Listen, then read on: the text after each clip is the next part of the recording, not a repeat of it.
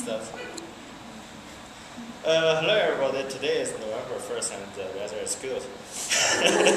Okay, let's start. My article is Can Laws Against Junk Food in Schools Ruin Child Obesity? And this article is written by the Safely, it sounds like that. And its article is published by Times.com and in August 13th, 2012. And the article is mainly talking about the students who live in the states with powerful food laws have a healthier weight than the students who live in the states with less restricted food laws.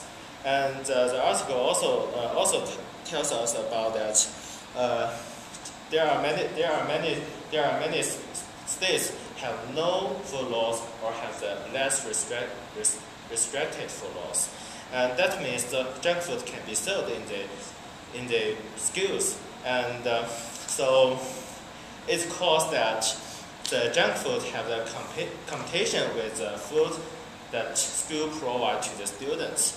As everyone knows that American students have the eating junk food habits, so they prefer to choose the junk food. And junk food has a high fat, high sugar, and low nutrition, and that's caused finally it's caused that the students who eat junk foods become obese. So and now the article gave us the research, gave us the specific numbers for that compare the children who live in the states with powerful food laws with the students who live in the states with less restricted food laws, and they give us numbers. And I think this is the most important thing and the most interesting things in the article. And the research told me, the article told us that 39% of the students of the 5th grade students who live in the states with a powerful food law were obese. And 21 of them were obese at the beginning of the study. And compared with this, the 37 of the 5th grade students who live in the states with less restricted food laws were obese, and at the same numbers, 21% of them were obese at the beginning of the study. And now, after 3 years, all the students are enter the 8th grade. And let's see the results. There are 34% 8th grade students who live in the state with a powerful food law are obese now, and 18% of the students were obese at the beginning of the study. And however, the number of the students who live in the states without a powerful food laws doesn't change. So we can see the results.